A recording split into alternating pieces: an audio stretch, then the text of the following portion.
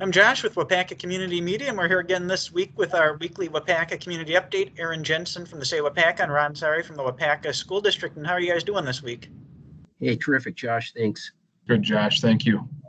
I want to start out this week's broadcast with some really good news. And people that have been watching this on a regular basis know that a grant writer was hired, and that position shared between the city chamber and school district, something pretty innovative for a community our size. And you guys recently received some pretty good news on a pretty large grant that Greg was able to successfully get for our community. Tell us about that.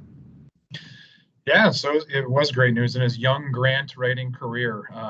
Greg was able to secure a $78,000 grant that's going to help our entire community really offset the negative impacts of tourism funds through the CVB, which is our Convention and Visitors Bureau. Obviously, like many people or many organizations, they will be negatively impacted by the pandemic. Less people traveling, hotel tax, room tax money, that helps to go fund that organization. And that $78,000 is to help offset some of that negative impact. And in reviewing the grant, I know we heard from Terry over at the Chamber of Commerce, and she said he did a fantastic job, and we just wanted to celebrate that.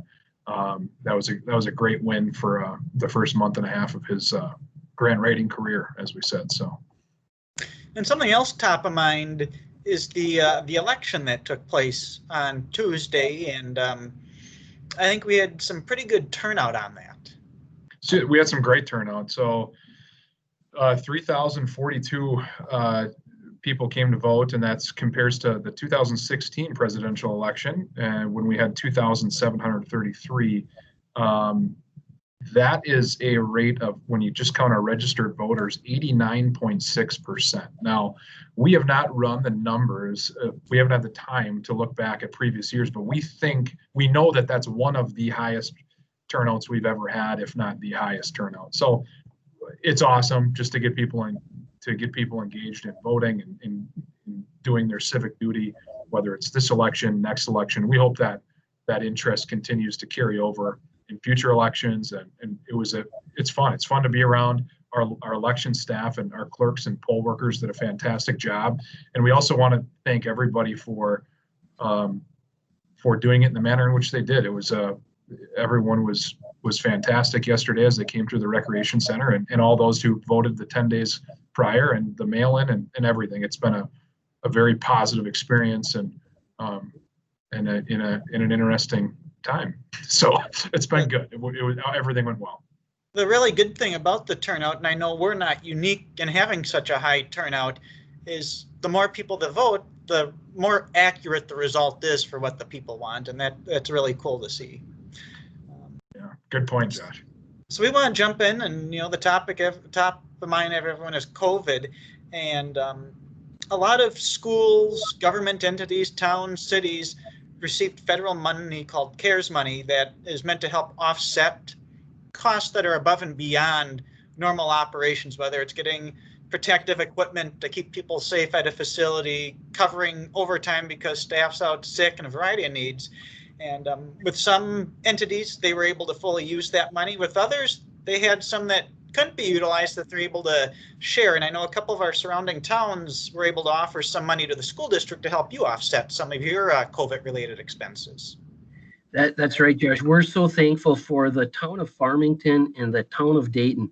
Both of those towns took their leftover dollars that they couldn't spend and donated them essentially to the school district of Waupaca to help offset the costs that we've incurred. So we're just so grateful for that. The town of Farmington, over $9,000 they weren't able to spend that. They helped us out with purchasing what we call hover cams, or they call them hover cams. People call them hover cams for our remote learning. And the town of Farmington, Dayton, over $20,000 they've been able to transfer over to us. So we're grateful for that. And also, we didn't know about this until Aaron told us about this. So thanks, Aaron, for letting us know that was an option that took place and that we could proceed. And then the other thing we want to talk about a little bit, COVID related, is every action we take can have a success or a consequence when it comes to COVID, and decisions we make day to day to help curb the spread or perhaps cause it to spread more. And one of the things we recently learned is our numbers, and obviously we're not unique to other places in Wisconsin, our numbers are at such a high level that a good portion of our area residents, which is made up of the Wisconsin Veterans Home in King, aren't able to have visitors. And as we head to the holidays, that means kids and grandkids and other family have no opportunity to make any sort of physical visit to see their family members that reside at the Vets Home. And Aaron, I know you want to speak some more detail on that. Yeah, so I've mentioned before on this meeting that we have our weekly COVID meetings, and those weekly COVID meetings throughout our community, they include the city, the school district, the Veterans Home, Bethany Home, our representatives from Theta Care when they can join us, Chief of Police, Fire, and I know I'm missing somebody. Oh, obviously, County Public Health and County Emergency Management. And this week, you know, we've been talking and getting updates from the Veterans Home very often. Early on, obviously, Bethany was in I would say a crisis situation a couple months ago, and the Veterans Home is in one now. And you know, they and I can tell you they take every precaution that they can take. They do a phenomenal job, just as Bethany has.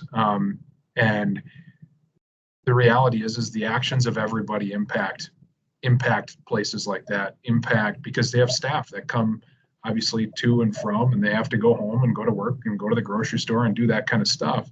And that's where it's likely to come in, or maybe the only place it can come in. So my point is, I guess the conversation we had is, if our numbers were lower in our county, it would be possible for our veterans to see family members during the holidays, Thanksgiving, Christmas. As it sits right now, we're in a level that they can't. It's on lockdown. A lot of these people have not seen their families for, 8 months plus. And now that we're getting to Thanksgiving and Christmas, it's kind of particularly, heart-wrenching that they're not able to do that. And another example of a reason that we could take the simple things, the simple precautions that everyone knows. I'm not going to repeat them because everyone's heard it a billion times.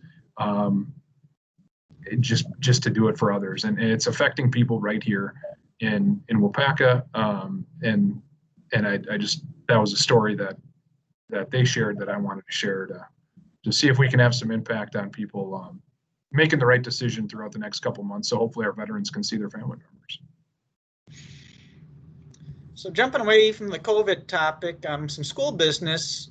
A couple of years ago, the school did started an early release on Wednesdays to give the teachers some staff development time.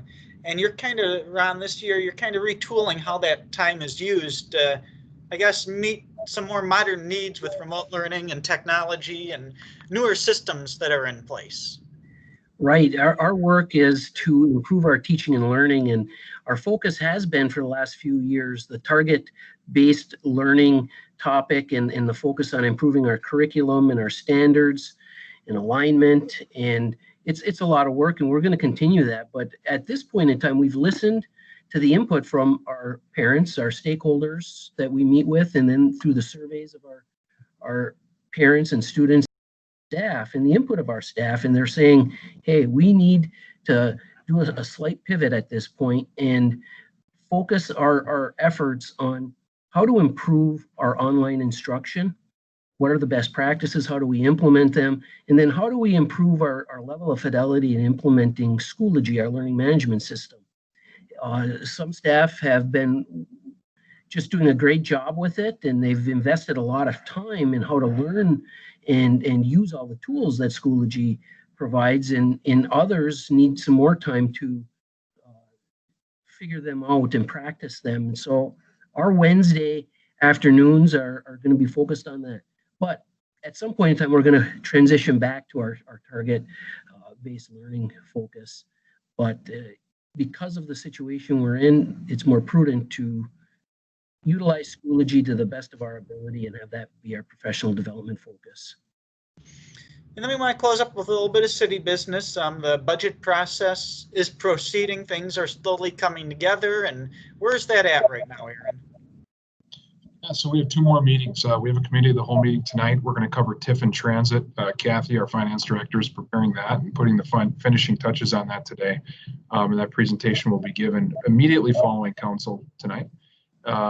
Again, weird council meeting on a Wednesday because of the elections yesterday. We weren't able to have it then. And then November 17th will be kind of the overall budget will be presented, and we look to move forward on that. So over the next couple of weeks, we'll be working hard to make sure that it's communicated clearly. All in all, 2021 I can tell you, is looking very positive. We just got our credit rating again, an A+ credit rating, which has been continuously improving. We've really hung steady from last year, which was fantastic. Especially given all the uncertainties with the pandemic and what impact that may have to municipalities. So we were really happy about that. We'll continue to move forward through this budget process and hopefully have it wrapped up by Thanksgiving. Well, Ron, Aaron, appreciate you guys giving us updates again this week, and a lot of good news in there and a lot of progress, and I appreciate your time. You're welcome. Thank you. Thanks, Josh.